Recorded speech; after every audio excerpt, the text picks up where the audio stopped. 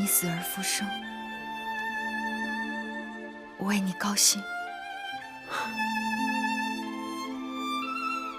如今世上的人都以为我死了。不，你一直在我心里。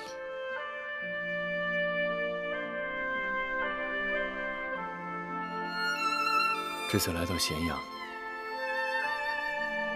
我才知道，若是当年我真的摔死在崖下，或者永远什么都想不起来了，也许会更好些。别这样说，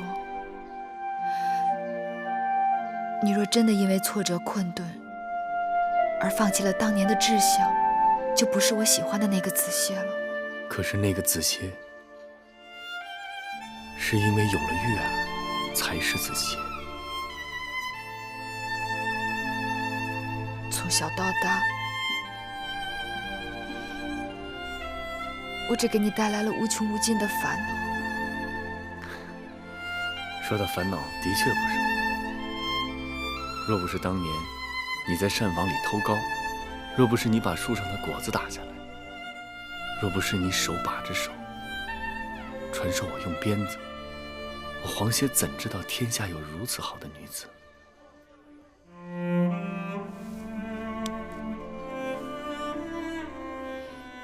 子歇愿意天天陪着月儿，月儿就是我日日的盼头。别说了，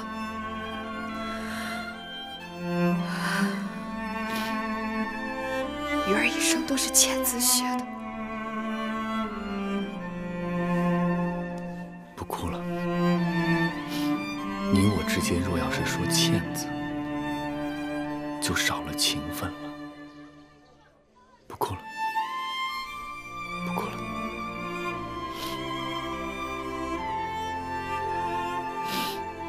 我已打定了主意，明日申时离开咸阳。你是否愿意跟我一起走？你要走，还这么着急？为后已死，如今楚国也无人追究我逃婚之罪名。屈子前日派人送来了书信，望我归楚。你跟我一块儿走吧。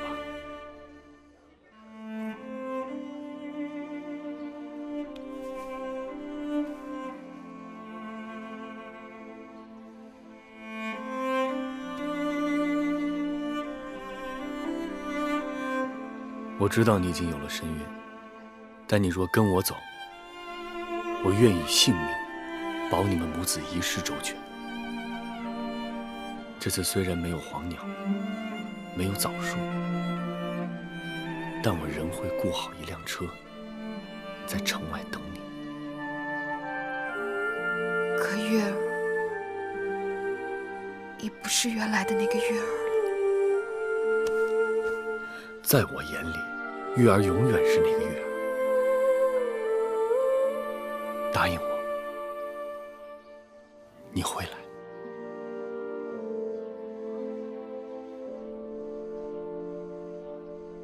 答应我，你会来。月儿，说，你一定会来。告诉我，一定会来。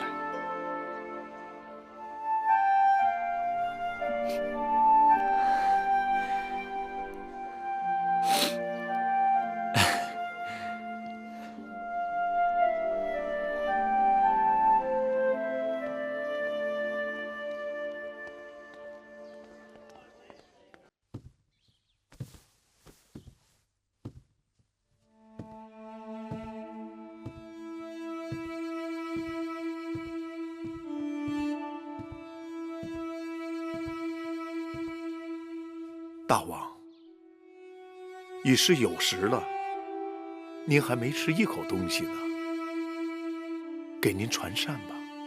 寡人不饿。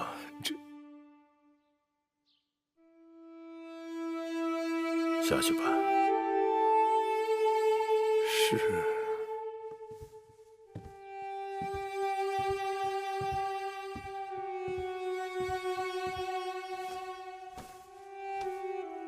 这么说，芈月真的要走了？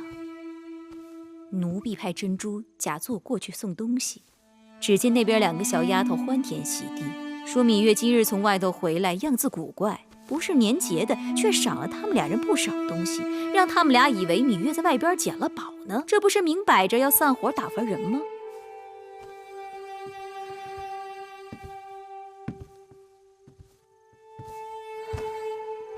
芈月这一走，只怕我们今生今世都难再见了。走了这个霸星，王后在宫里也能睡个安稳觉了。姑姑嘴里唠叨着霸星这些年，我不信，都快被你说信了。威后对奴婢恩重如山，没了芈月，奴婢答应威后的事情总算有了了结。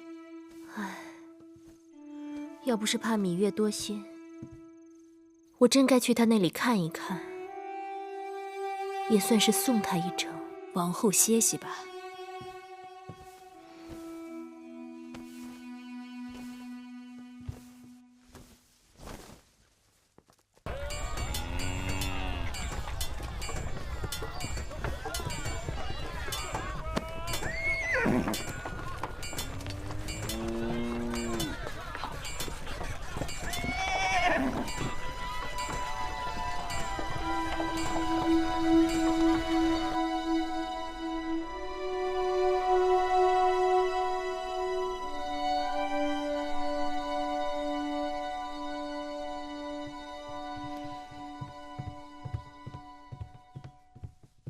香儿和慧儿都已经被我打发出去了，我们若是真要走，现在必须上路了。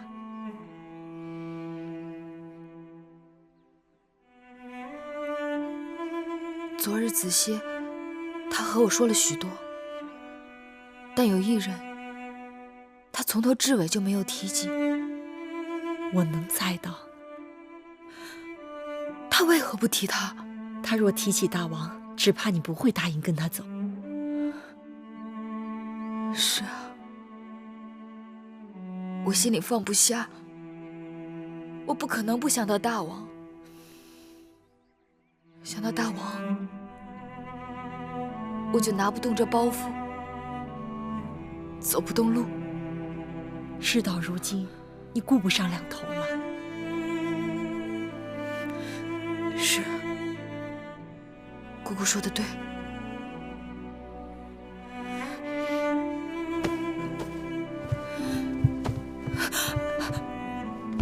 怎么了，月儿？孩子，孩子在动，他在动。快坐下歇歇。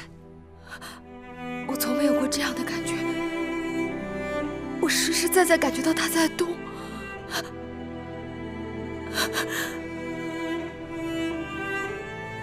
孩子听见了，他是最有灵性的。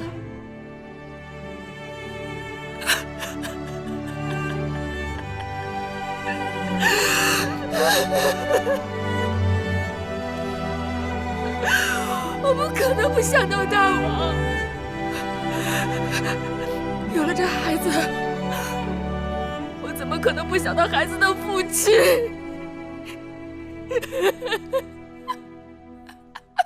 月儿，月儿，好了，月儿。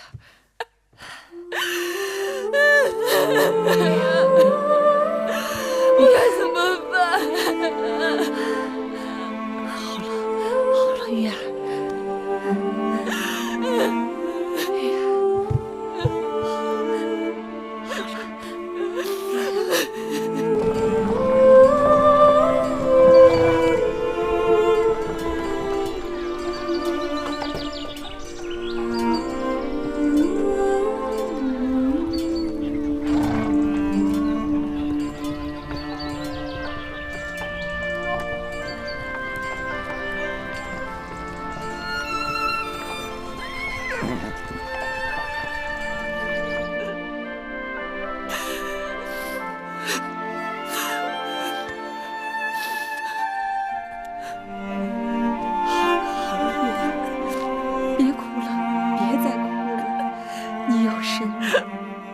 哭下去，身子会坏了。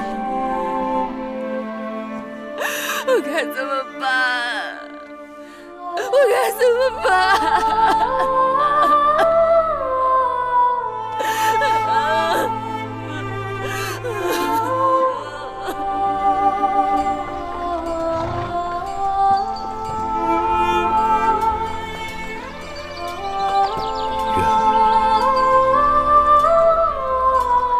你的心意，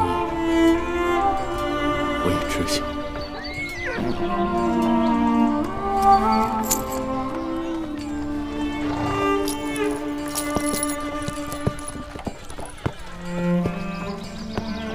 无论怎样，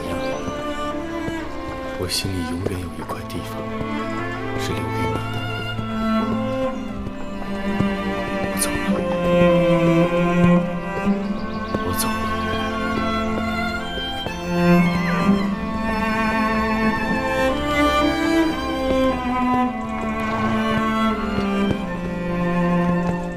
公子恕罪，大王已在郊外的十里亭备下了酒水，想与公子一叙。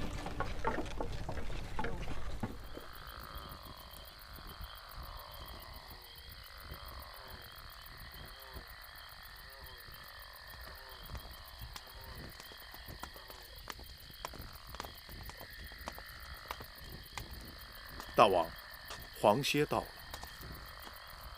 大王，黄公子，你我郢都一别数年，今日咸阳再会，实是令人欣喜。当初寡人曾劝说你到秦国来，你婉言拒绝了。如今你身在秦国，寡人若不尽地主之谊，就让你悄然离去，岂不有些遗憾？谢大王厚爱。寡人仅备薄酒一杯，略表心意。公子不远万里来到秦国，何必离去匆匆？我本是死里逃生之人，既然死过一回，对人世就有更多的留恋和亏欠。黄歇眼下有些许未尽之事，所以不得不离开秦国。想当年，公子少年才俊，与寡人在郢都驿馆畅谈天下，恍若昨日。如今能见故人，甚好。寡人承揽天下英才，公子何不留在秦国，与寡人共谋天下？我已离家乡多日，当早日返回家乡，与亲人团聚。好男儿志在四方，求田问舍，其英雄所为。屈夫子在楚国召我返乡，弟子誓师，敬同于父，所以我应当在屈夫子门下侍奉，怎敢效法天下英雄？如此，当真可惜了。公子请。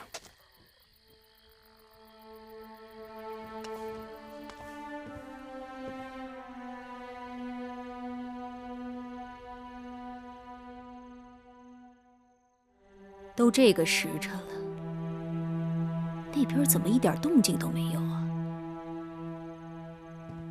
王后，要不奴婢再让珍珠去打探一下，看看究竟是怎么回事。姑姑不用去了，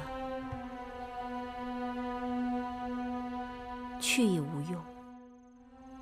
王后此话何意？芈月，她不会走了。为什么不走？这个我也不知，但我猜想，她不会走。芈月没有道理不走啊！她跟黄歇情投意合，不是发誓要白头偕老吗？黄歇为了她弃官逃婚，她为了黄歇假意给王后当应试，黄歇为了救她险些丧命，她为了给黄歇报仇才进的秦宫。如今王后千方百计要成全，水到渠成，她怎么反而不走了？我也曾和姑姑想的一样，可惜岁月如斯，物是人非。这些年经历了这些事，就算黄歇还是过去的黄歇。芈月，已经不是过去的芈月了，是我想错了。这么说，他想要的，已经不是他当初想要的东西，更不是他该得的东西。姑姑不要说了，这是命。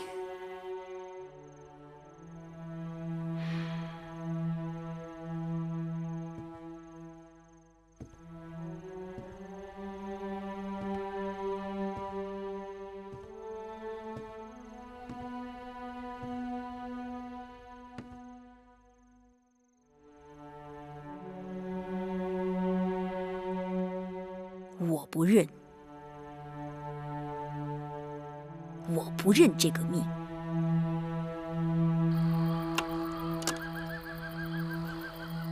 公子或许已经听说，诸国在公孙衍挑唆下，正准备联合伐秦。楚国身为大国，应有自己的盘算，不该为他人所用。望公子能说服楚王，不要与秦国为敌。既是争霸天下，就要各显其能。黄歇回楚之后，不会故意与秦国为敌，但会更多的为楚国做打算。前次秦楚开战，令楚国丧失汉中600里，恐怕楚王此刻如鲠在喉。公子人品贵重，可惜不能为寡人所用。来，寡人敬公子一杯。大王请。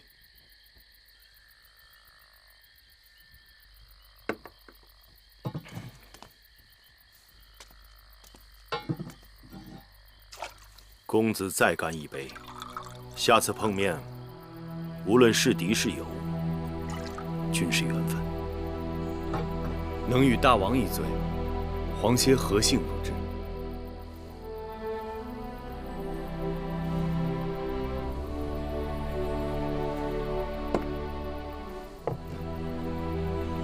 这第3杯，祝公子一路顺风。大王，干！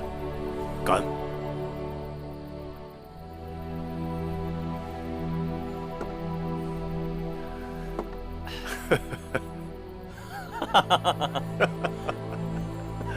干！干！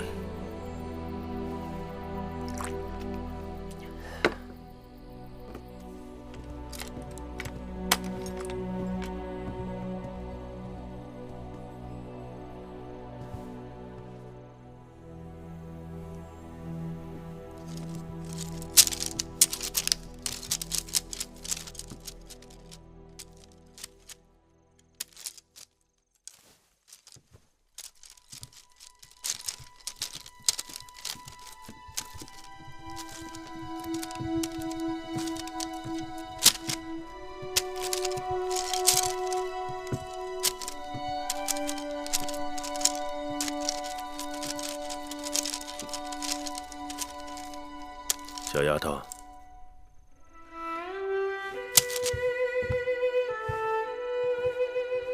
大王，都这么晚了，怎么还没歇息呢？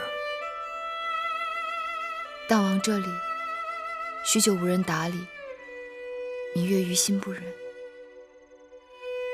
你这是何苦呢？寡人都已经说过，等你腹中的孩儿出世后，你再来成明殿，给寡人整理书简。可惜这孩儿和他娘亲一个秉性，性急起来万事顾不得。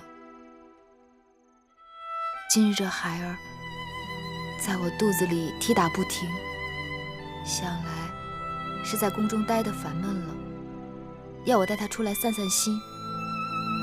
我带他过来，刚进了大殿，便立刻安稳了。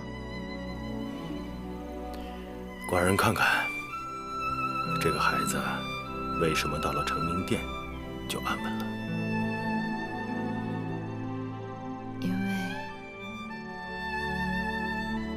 因为成明殿输赢四壁，墨香四溢。看来是个喜好读书的孩子。记得寡人第一次遇上孩子娘亲的时候，却以为她是个只知晓用鞭子的野丫头，谁料竟与书斋有缘。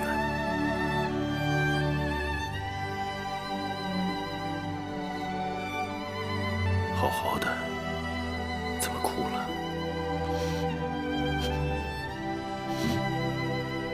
鱼儿没有哭，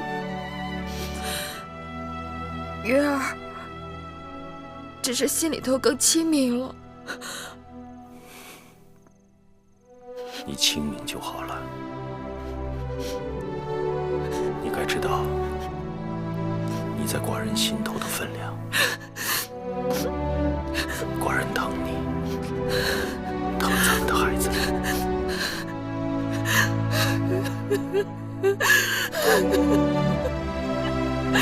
大王，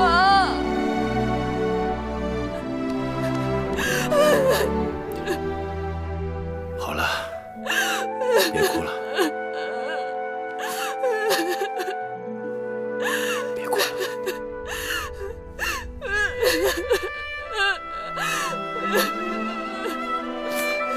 好了好了。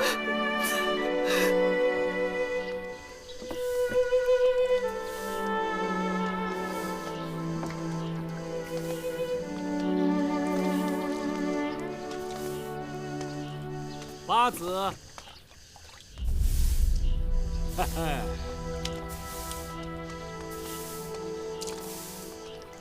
张子，久违了。八子，多日未见，这果实已经成熟了，啊！哈哈哈哈！大王唤我到承明殿议事，公事议完，办点私事，来看看你。张子是我一直想见又不得见的人，你若再不来看我，我就去见你了。张仪做什么不妥之事，让你如此惦记？是因为芈月有一事不明，存在心里许久，说出来后，望张子答疑解惑。单说无妨。张子可否告诉芈月，那日四方馆是怎么回事？什么四方馆？张子不要顾左右而言他。那日我和子歇都是被不知名的神秘之人约到四方馆去的。现在想想，那人不该是想要害我们。说起来，四方馆是最周全的地方，如此安排缜密，太像张子的手法了。这事你可冤枉张仪了。有人想做局，大王担心你们不知凶险，掉进其中。接下来的事，我张仪不过是顺水推舟罢了。大王，要谢你就去谢大王吧。难道大王知晓这一切？大王的眼睛无处不在，只是他情愿看到，还是不情愿看到？那大王不疑心芈月与子歇有私情？唉，大王当然知道你与公子歇两小无猜，情投意合，当然有私情。但是大王深信你已经是秦国的八子，而非楚国的公主了。那最后的结果证明，大王没看错你。谢张子帮芈月解开了这个心结。这心结是你自己解的，与在下无关。方才张子提到，说有人做局，这事有些蹊跷啊。做局的人藏匿很深，我想大王多半是因为揣摩不透对方的用意，所以把这事暂且放一放。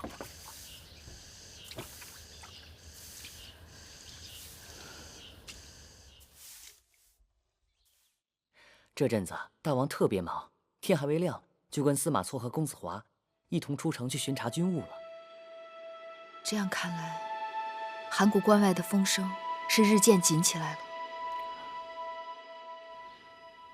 我们还是回去吧。恭送八子。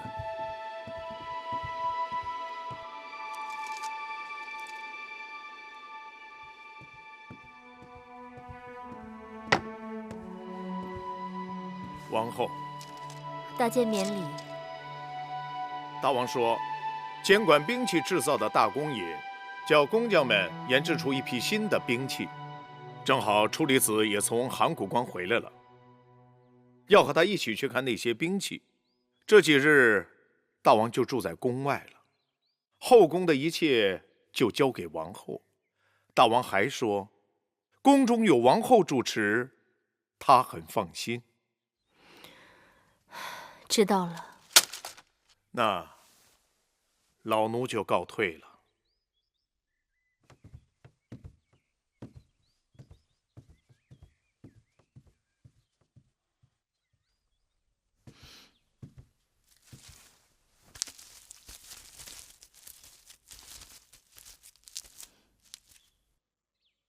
姑姑，好了吗？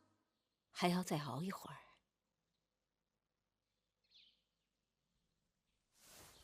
姑姑，女医治去哪儿了？怎么换了个姑姑？听说女医治在咸阳街头被恶霸打劫，头上伤得厉害啊！王后那边只好临时指派了爱姑姑来照料你。女医治伤得重吗？都被抢了些什么？据说是买草药的钱。秦国实行连坐之法，轻罪用重刑。那街头恶棍竟敢光天化日之下抢劫智姑姑，这胆子也太大了。是啊。拜见八子。爱姑姑，我来吧。这是太医院开的补身药，八子还是趁热喝了，免得药性差了。姑姑看着好面熟。月儿忘了，爱姑姑也是王后的陪嫁，跟咱们一起从楚国来的。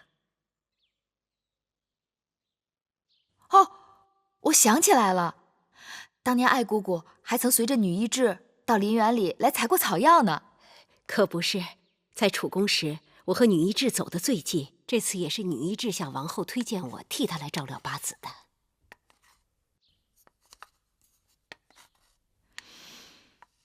这药的气味闻着好像和昨日的不同。这是太医令新开的药方。李密太医最近刚升了太医令，王后说八子临盆在即，特意嘱咐他勤来给八子请脉。唉，日日吃这些苦药，都不知道什么时候是个头。按日子算，还有1个月就要临产了，快了。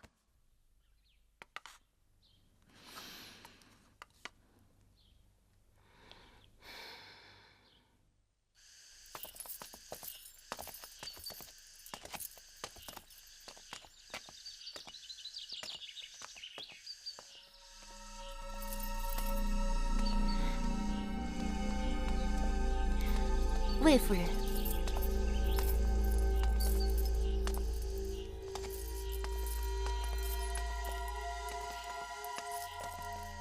妹妹，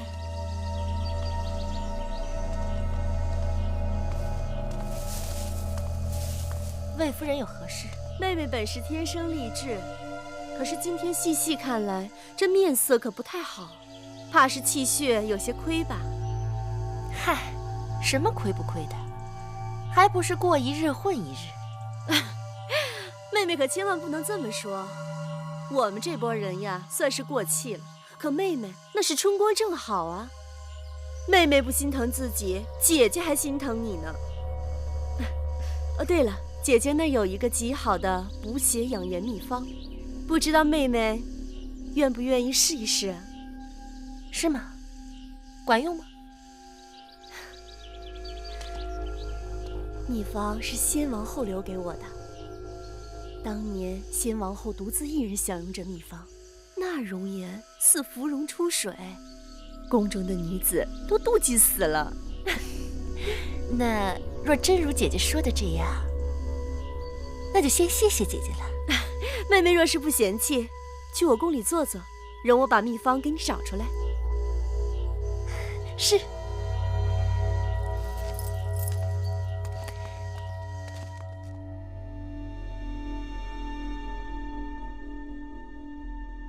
这2日，这孩儿在我肚子里闹腾的厉害，让我整日都觉得心里慌慌的。说起来，日子还没到，八子也该小心着。啊，昨日八子执意要到园子里转转，是不是累着了呀？我哪有那么娇贵啊？八子的脉象不是太好，这2日就不要外出了。臣再给八子开几副药，艾姑姑见好以后，请八子早晚各服用1次。是。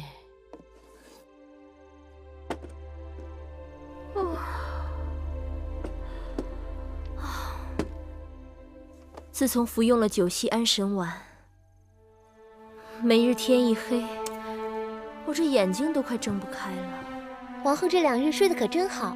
昨日王后刚睡下不久，小公子的奶娘就在王后的窗前打碎了1只碗，我们都怕会惊醒了王后，谁料王后竟毫不知觉。王后白日辛苦，晚上睡得香甜些也是应该。说起来，这只百宝匣还是王后出嫁时威后特意交代奴婢带上的，匣子里装的都是楚国珍藏的罕见神药，秦国这边的太医只怕见都没见过，每一种药的用处也都在匣子里标得明明白白的。那姑姑就收好了，要用的时候问你要就是了。王后说错了，奴婢想的恰恰相反，是该把这匣子交给王后的时候了。那是为何呀？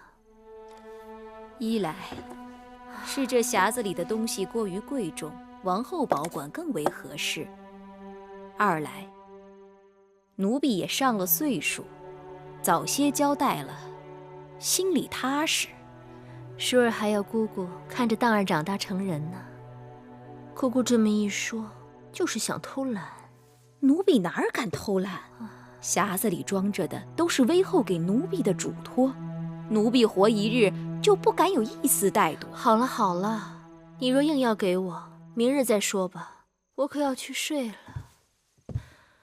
我这贪睡劲儿啊，好像只有荡儿能跟我比了。姑姑，你看，八子，药给您煎好了。多谢姑姑。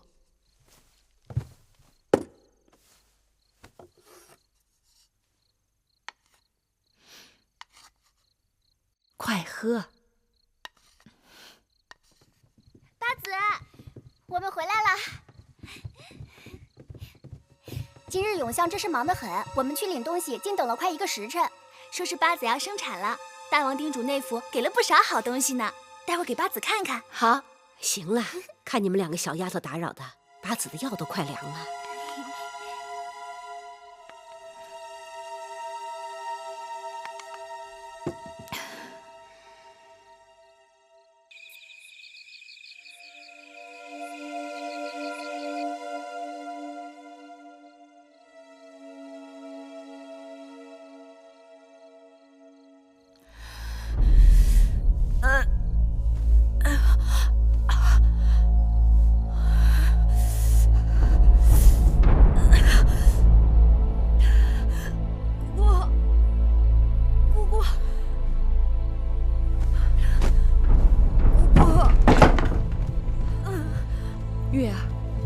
月儿怎么了？我肚子疼。是孩子，姑姑，向日葵呀！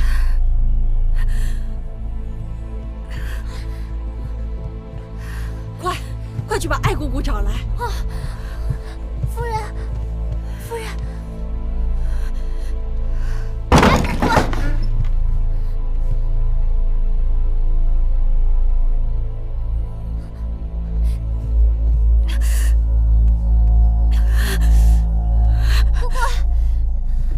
艾姑姑。姑姑呢？人不见了，不知道去哪儿了。屋子里没有人，人不见了。姑姑，恐怕是要生了。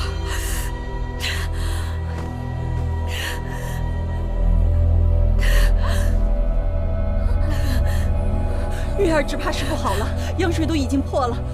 慧儿，跟我去王后那儿找人。夫人。怎样了，夫人？王后，开门！开门！王后，开门！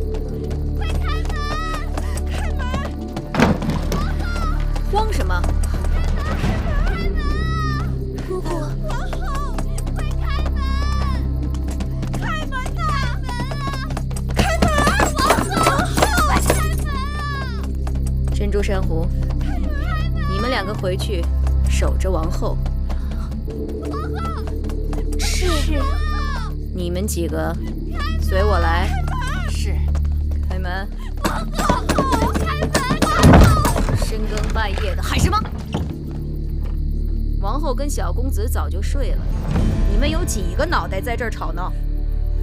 呆猫姑姑，求您去通报王后，米八子腹痛不止，而且已经见红了，怕是要生了，求王后请太医去救命啊！救什么命啊？哪个女人生孩子不叫几声痛啊？就你们八子金贵。呆猫姑姑有所不知，八子已经疼得说不出话来了，再晚会出事的。行了，你们回去吧。明早王后醒来，我自会禀报。赶出去，关门。是。呆猫姑姑，你不能走，八子性命在你手里，你不能见死不救。你吓唬谁呀？姑姑，女人生孩子，痛个2、3天是常事。我已经说了，明早王后醒来，我自会禀报王后，王后也会宣太医来。呆猫姑姑，求你了，八子是王后的亲妹妹，她不能见死不救啊！你们闹也没用，太医都在宫外，这深更半夜的，谁去给你们找太医呀？你们不是有王后指派的女医吗？找她去吧。你不说我还忘了，事情怎么就那么蹊跷？突然腹痛，要临产了，那个爱姑姑却莫名其妙的不见了。这里面有鬼，一定有鬼！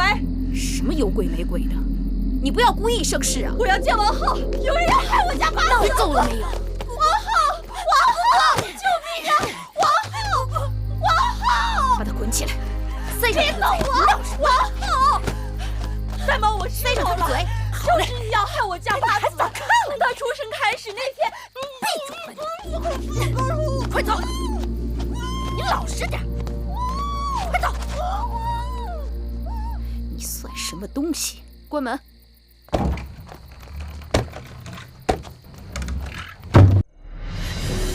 夫人，你怎么样了？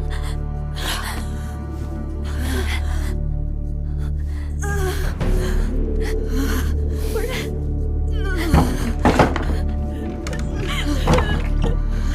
夫人，找着人了吗？找着人了吗？你哭什么呀？快姑姑呢？急死了！呆猫姑姑不肯通报王后传太医，还把魁姑姑给捆了。魁姑姑说呆猫姑姑是恶人，诚心要害死夫人。那有没有太医啊？没有太医了，没有人能救夫人。那怎么办？夫人，你先吃吃。快去永祥，去永祥找女医治。女医治？夫人，夫人。女医治，救命啊！米八子出事了！女医治，救命啊！女医治，救命啊！出事了！米八子出事了！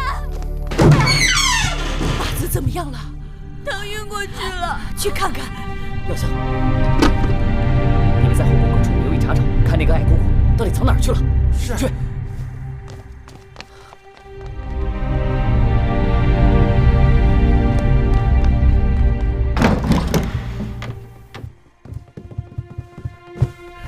大王，什么事？蜜月早产，腹痛不止，恐有生命之忧。照料他的女医也突然失踪，宫中恐怕是出事了。给寡人更衣。大王，快，寡人回宫去。是。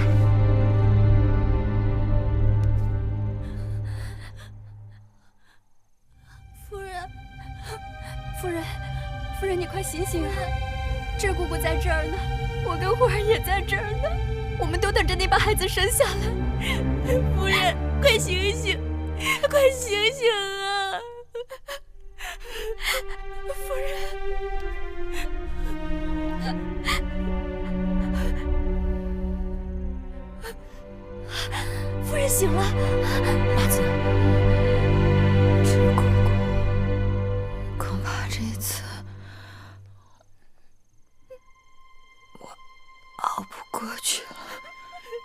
净说胡话！你是少司命庇佑之人，少司命不会轻易放弃你，让你和孩子走的。夫人，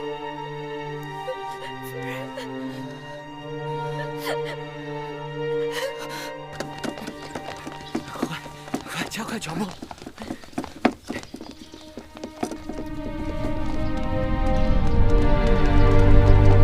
大王，微臣来迟了，请大王恕罪。啰嗦什么？人命关天，还不快进去？是，快！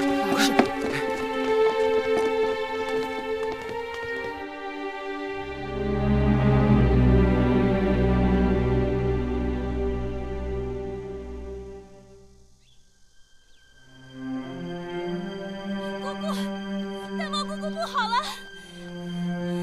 大王姑姑不好了！大王回来了！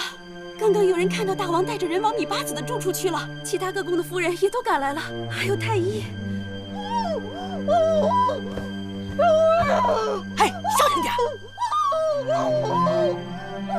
大王怎么会知道消息的？谁给他通报的消息？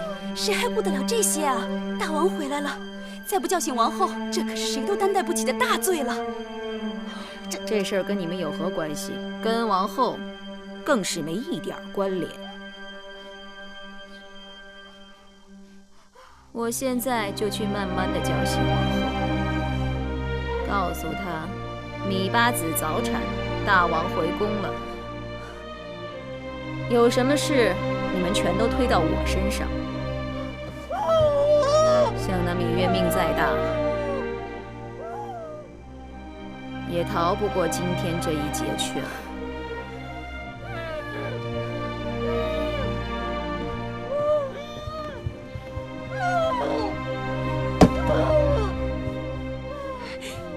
哎呦，姑姑啊，这可真怨不得我们呐！千万别怪罪我们啊！快姑姑，快姑姑啊！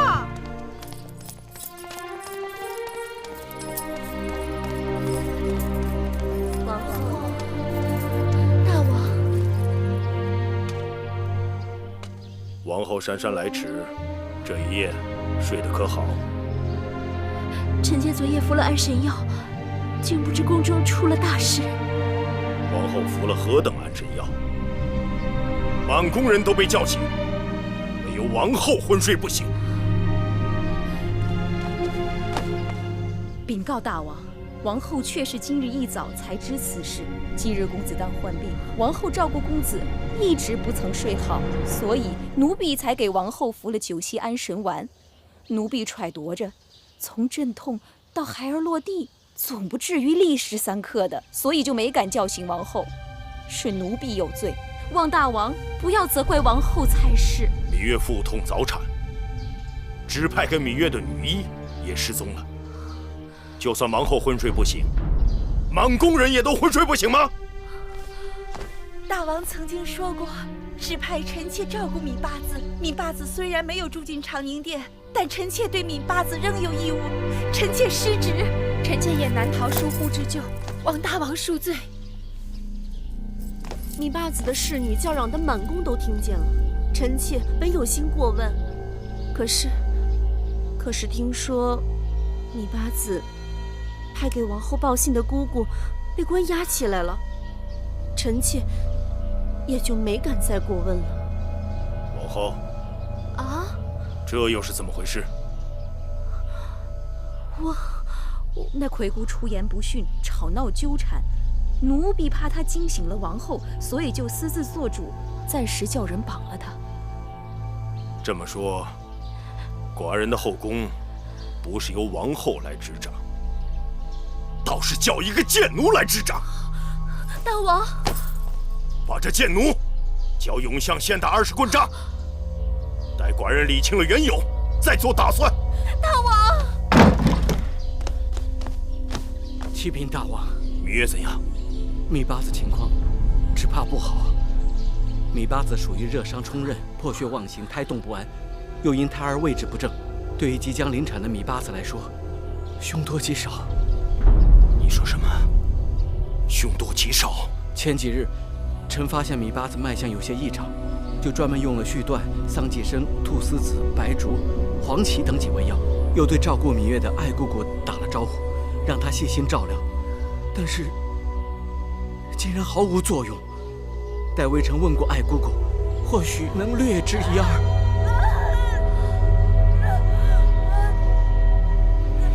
那爱姑早不知去向。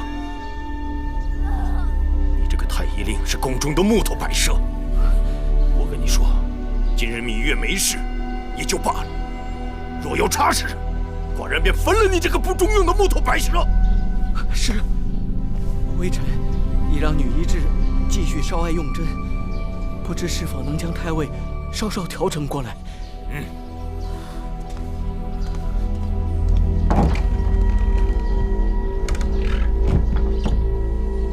把这个贱奴拖下去！大王，戴瑁姑姑年事已高，做了糊涂事，是臣妾疏于管教，求大王宽恕姑姑，责罚臣妾吧。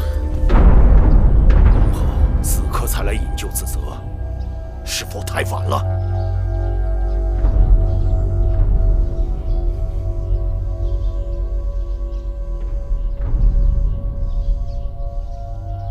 昨夜芈月生不如死，却无人照应，如今却齐齐地挤在这里凑热闹。除王后外，其他人给寡人都滚回宫去。是大王。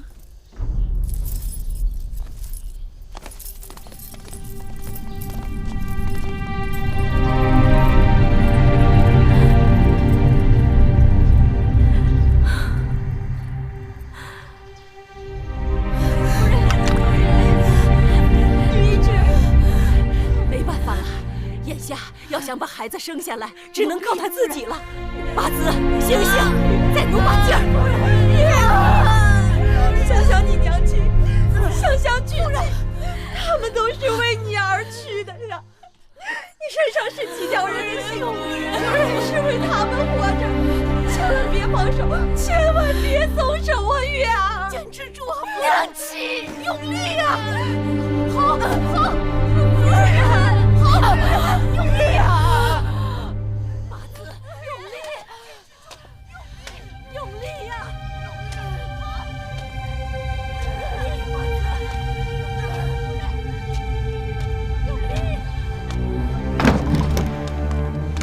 大王，大王，怎么样？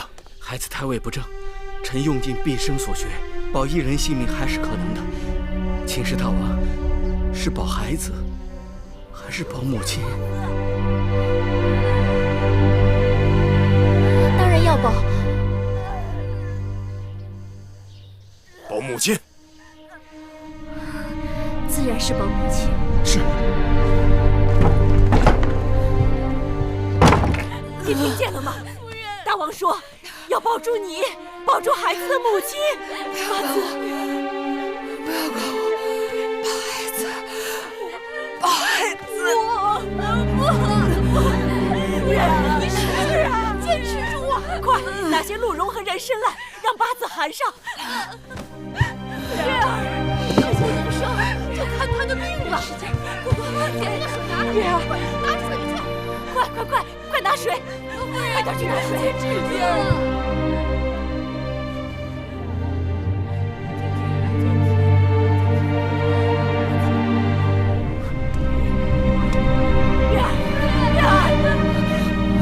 用力呀！不行，不行，月儿，使劲啊，用力呀，月儿，坚持住，使劲啊！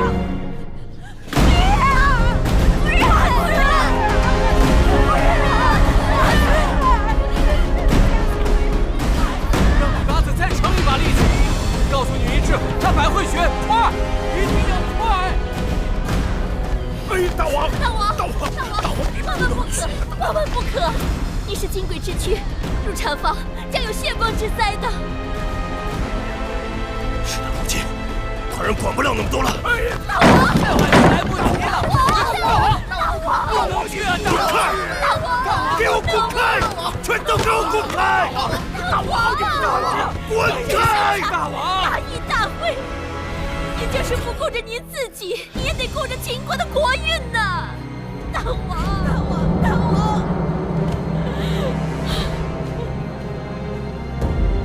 大王！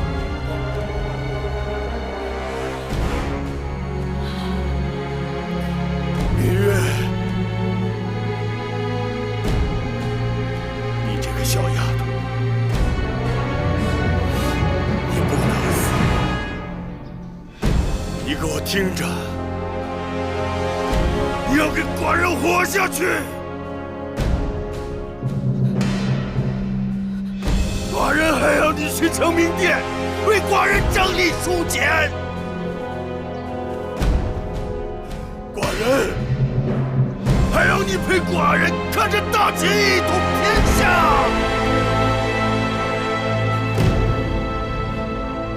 你听到了没有？你听到了没有？你听到了没有？醒了，醒了，女儿醒了，八子，八子，使劲儿，使劲儿！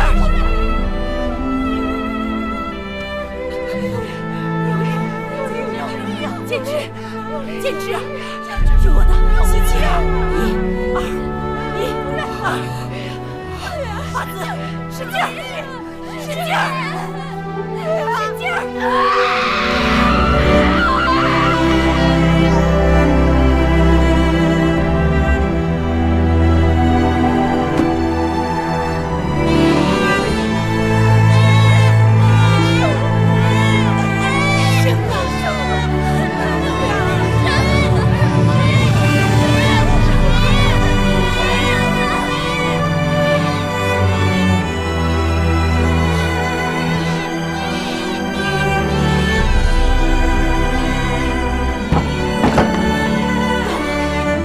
生了，生了！你八子生了一位公子，母子均安。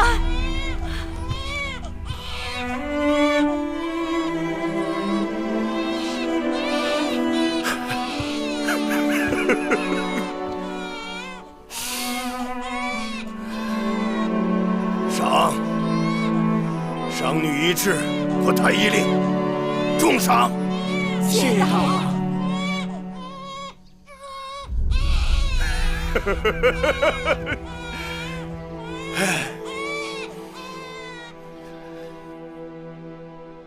每日八子服用的药汤，那药渣必定是要留下来的，这是太医院的规矩，以防万一有什么差池也好核对。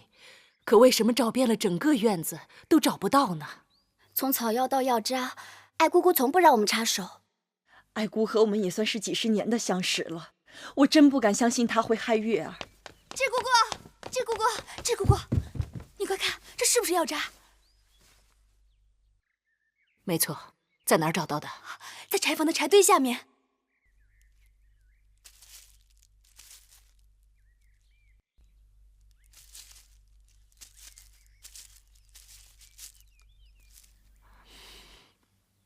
不好，我得马上去见太医令。女稚，此事你能确定？奴婢不敢有半句谎言。太医令开的安胎药确实被人动了手脚。经查证，那人不仅在安胎药的成分和用量上做了文章，还在里面添加了一味害人之物。是什么？在被找到的药渣里，发现了大量的水蛭。那东西是破血清瘀的良药，但怀有身孕的女子是万万碰不得的。胆大包天！因为那爱姑与奴婢一样，都是王后陪嫁带过来的女医，奴婢以为是可依赖之人，举荐她照顾八子，谁知她竟包藏祸心，奴婢有罪。臣用人视察，请大王责罚。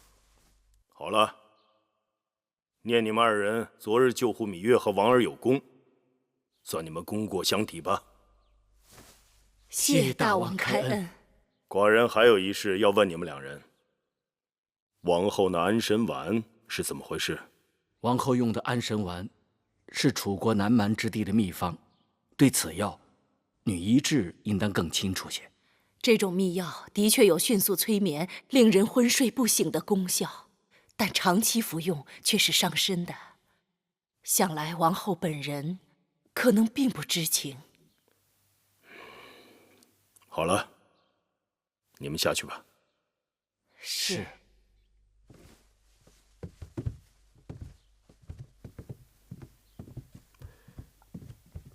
你以为如何？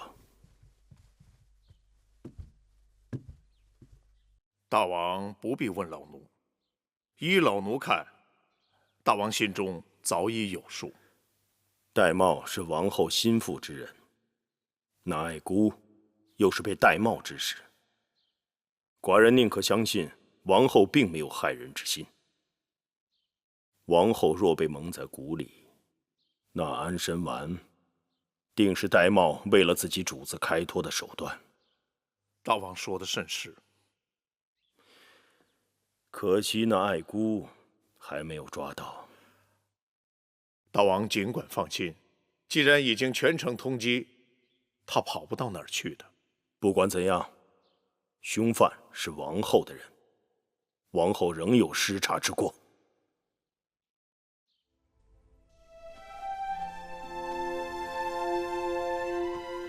都2天2夜了，就这么昏睡不醒，可怎么是好啊？太医说了，夫人生产时太辛苦，力气已经用光了。小公子和夫人能活下来，全凭运气。可怜的月儿，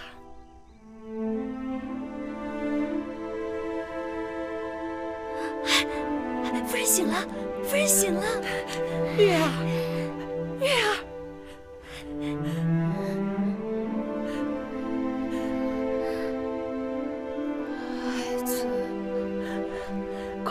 让奶娘把小公子抱来。月儿，你总算醒了，你都睡了2天2夜了，吓死我了。大王，大王每日都来，还有王后，其他嫔妃啊，也不时派人过来打探，还送来了礼物。樊长史还送来了一套小被褥给小公子。那针线好精巧，八子，你看，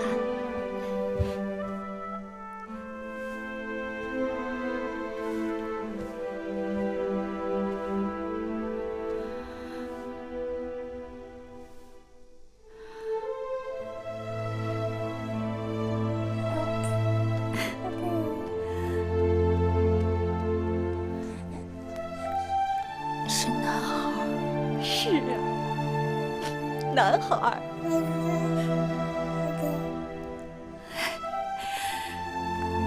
男孩好啊，男孩真好。男孩以后就不用做印了，可以自己征军功、领封地，自由自在的活着。不用像你娘亲和你外祖母一样。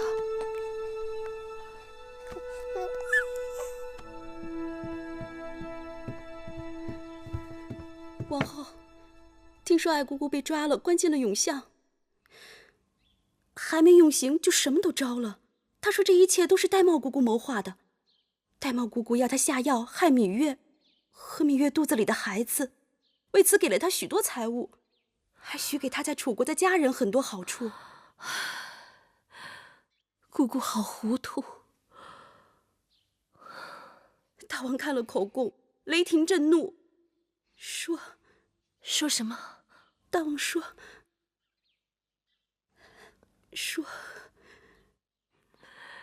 你说吧，我受得住。大王说戴瑁姑姑恶疾祸淫，所以要被枭首示众。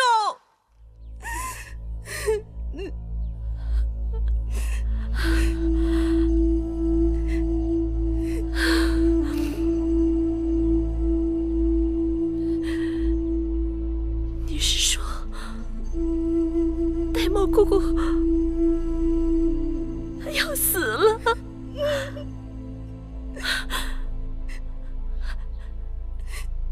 他的头要被挂在宫墙上。是。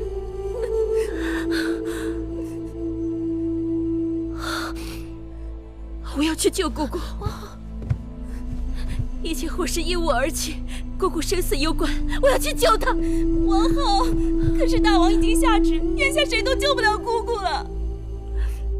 不，有一个人可以，只有他肯说话，一定可以救得了姑姑。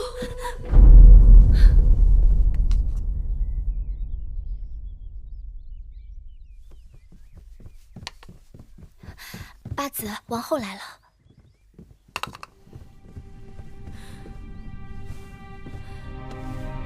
姐姐，你们都出去，我与妹妹有话说。出去吧。是。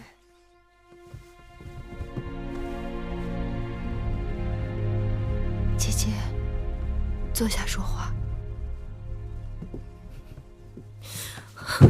妹妹，姐姐，你这是做什么？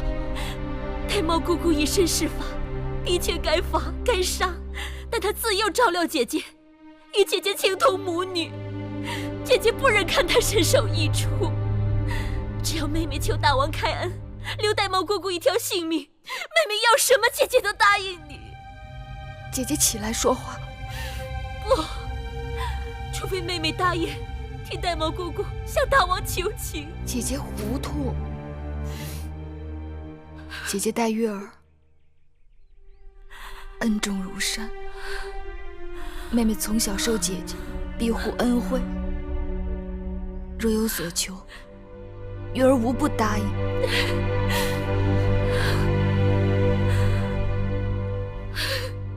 但戴茂不同。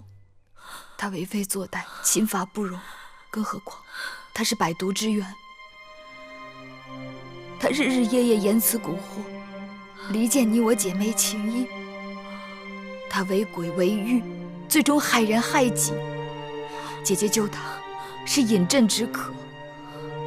戴茂去了，那是姐姐的一大幸事。姐姐不该为他说情，我更不该留他。这不仅是为了我自己，更是为了姐姐的缘故。不用说那么多。总之，你是不肯除恶务尽。芈月不能做违心之事，哪怕姐姐这样低三下四的求你。我求你了，姐姐是明理之人，戴茂罪孽深重，天地不容。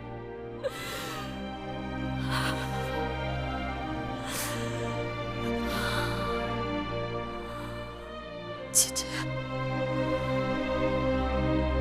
我明白你的意思了。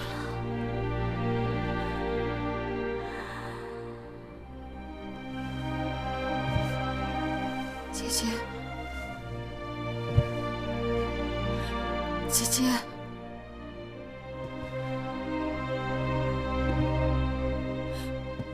姐姐，姐姐，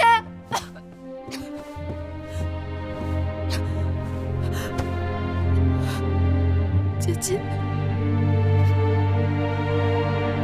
不要怪我。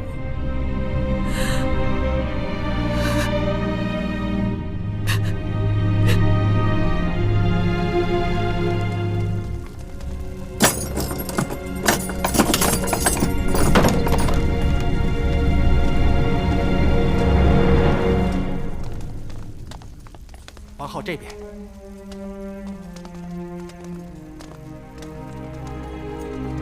这边。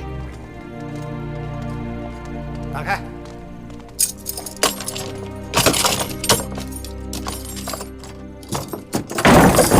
就是这件。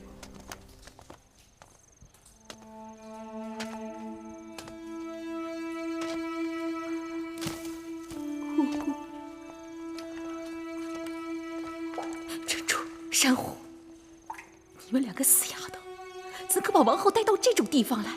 姑姑恕罪。姑姑不要怪罪他们，是我一定要来的。王后金枝玉叶，万万不该如此任性。戴瑁是有罪之人，已经连累了王后。从此，王后不要再跟戴瑁有任何瓜葛。姑姑快起来！姑姑怎能说出这样的话？姑姑是母后身边最亲近的人，母后将姑姑指派跟着我来到秦国，就是把母后的爱一并带过来。在秦宫，无论经受多少周折，哪一次姑姑不是为了我受苦？如今又身陷牢狱，姑姑看着你长大，你是姑姑的心头肉啊！王后只要告诉我，那个孽障到底被我除掉了没有？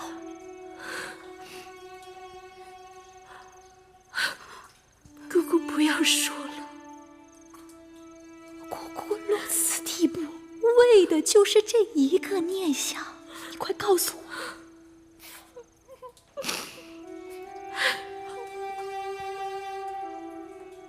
还是没有？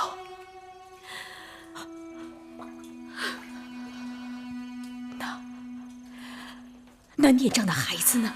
只说那孩子被除掉了吧？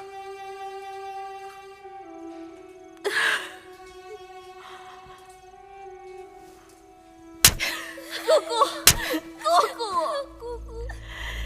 这点事情都办不好，如何对得起威后的嘱托？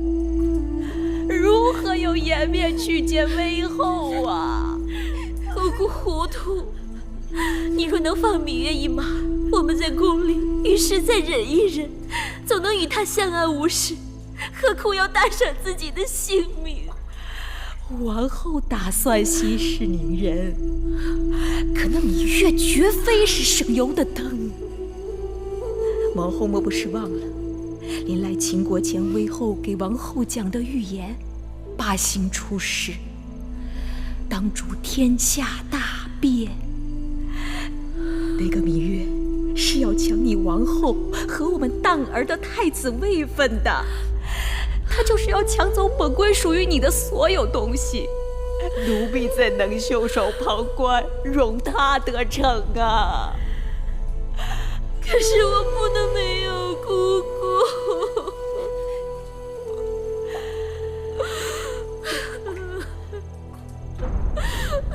王后自小宅心仁厚，姑姑给你做什么都值得的。但若不是王后心肠太软，一次次的阻止我下手，或许我们早就除去了那个心头大患。不怕王后怪罪，就是怕你从中作梗。姑姑这次才狠心给你服了安神丸。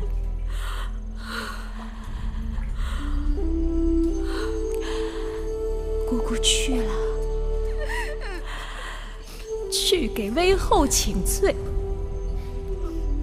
以后护不得你跟荡儿周全了，凡事都要靠自己。不，姑姑。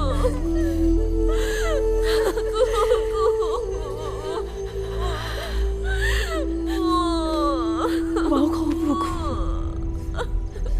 姑姑没有亲人，上路前有王后为姑姑送行，姑姑走得踏实。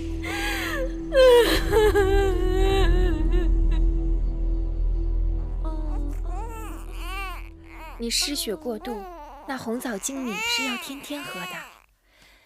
补血养颜，薏仁米也是很好的。多谢姐姐们挂念。八子，大王来了。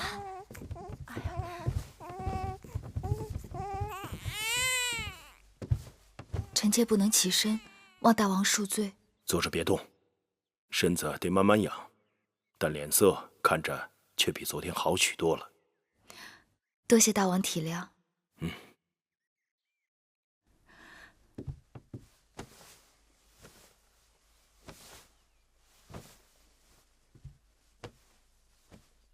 这孩儿懂事，很少哭闹。今日他还对臣妾笑了呢。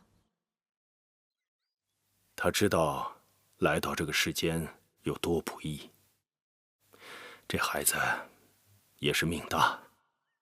大王，给孩儿赐个名字吧。就叫继儿吧，蜀冀同路，河马书脉，五谷丰登，乃令国家兴旺。继儿，继儿，臣妾喜欢这个名字。好，多谢大王。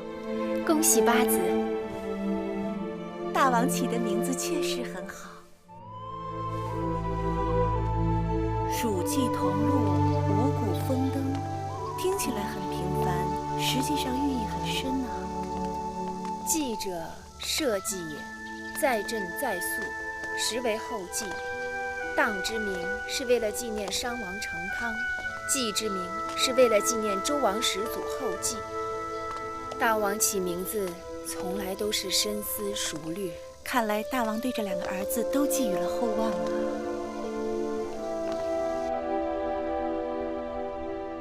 果然知道，你让他们都下去，定是有话要说。芈月要求大王开恩。你是在为谁求情？芈月知道这次自己和继儿凶险异常，但请大王不要将此事迁怒于王后。凶犯是王后身边人，王后必须要有所担当。再说，这安神丸来得有点蹊跷。玳瑁是罪有应得，但此事连累了王后，芈月却要为姐姐抱不平。王后一向心慈手软，服用那安神丸也是玳瑁故意所为之。明明是受害之人，却要受大王的责罚，姐姐心里必定会觉得委屈得很。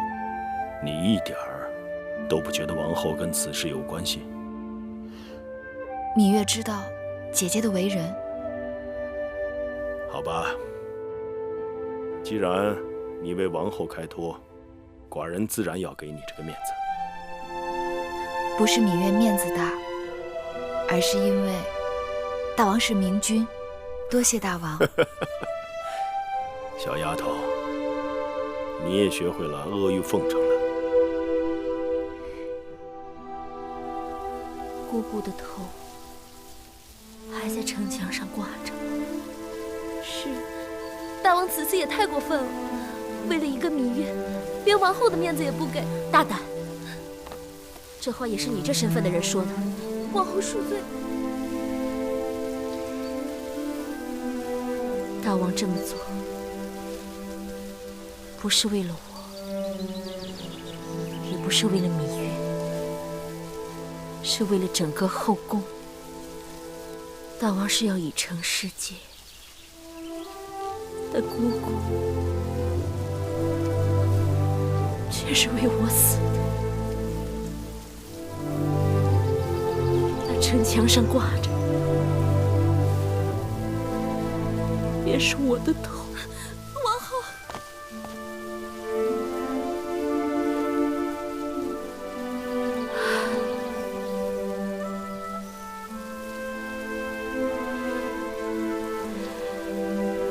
你们都起来吧。是。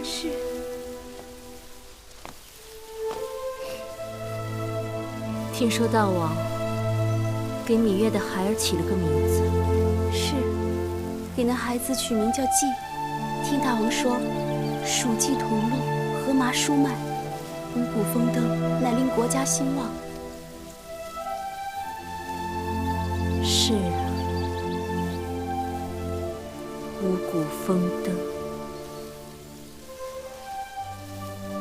是个好名字，好寓意。